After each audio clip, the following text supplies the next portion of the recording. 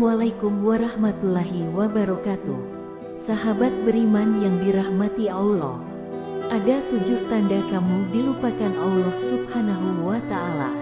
Yang pertama, tidak terjaga dari kesesatan.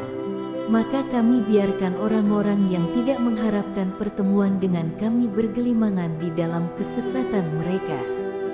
Quran Surat Yunus ayat 11. Dan barang siapa menentang Rasul Muhammad setelah jelas kebenaran baginya dan mengikuti jalan yang bukan jalan orang-orang mukmin, maka kami biarkan ia dalam kesesatan yang telah dilakukannya itu.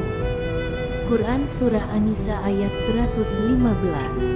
Yang kedua, tidak terjaga dari fitnah dunia. Maka tatkala mereka telah melupakan peringatan yang telah diberikan kepada mereka, kami pun membukakan semua pintu-pintu kesenangan untuk mereka, hingga apabila mereka itu bergembira dengan apa yang diberikan kepada mereka, kami siksa mereka dengan sekonyong-konyong, maka ketika itu mereka terdiam berputus asa. Quran Surat Al-An'am ayat 44. Lalu yang ketiga, banyak waktunya habis sia-sia. Al-Hasan Al-Basri rahimahullah berkata, termasuk tanda berpalingnya Allah Subhanahu wa Ta'ala dari seorang hamba adalah Allah Subhanahu wa Ta'ala menjadikan kesibukannya dalam perkara yang tidak bermanfaat baginya. Jami'ul Ulum wa Al-Hikmah halaman 139. Lalu yang keempat, semakin dipalingkan hatinya. Maka tatkala mereka berpaling, maka Allah Subhanahu wa Ta'ala pun memalingkan hati mereka dan Allah Subhanahu wa Ta'ala tidak memberikan hidayah kepada kaum yang fasik. Quran Surah Asy-Saff ayat 5. Allah Subhanahu wa Ta'ala akan menyibukkannya dengan urusan dunia, anak-anak dan perniagaan, harta mengejar karir, pangkat jabatan, popularitas dan lainnya, hingga dia lupa kepada kehidupan akhirat yang kekal dan abadi. Lalu yang kelima, semakin tidak memahami agama.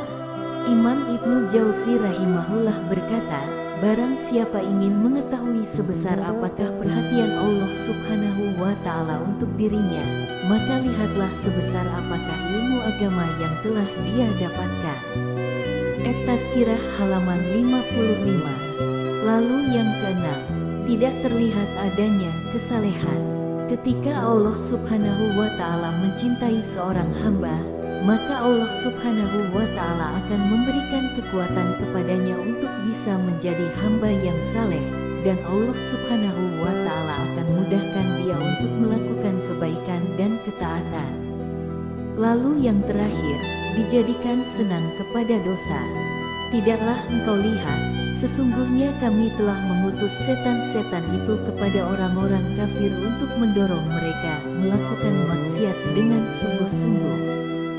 Quran Surat Maryam ayat 83. Tetapi jika Allah Subhanahu wa Ta'ala tidak berpaling, maka Allah Subhanahu wa Ta'ala akan menjadikan hamba itu benci kepada dosa dan kemaksiatan. Wallahu a'lam bishawab.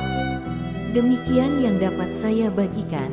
Semoga bermanfaat dan membawa keberkahan untuk kita semua. Assalamualaikum warahmatullahi wabarakatuh.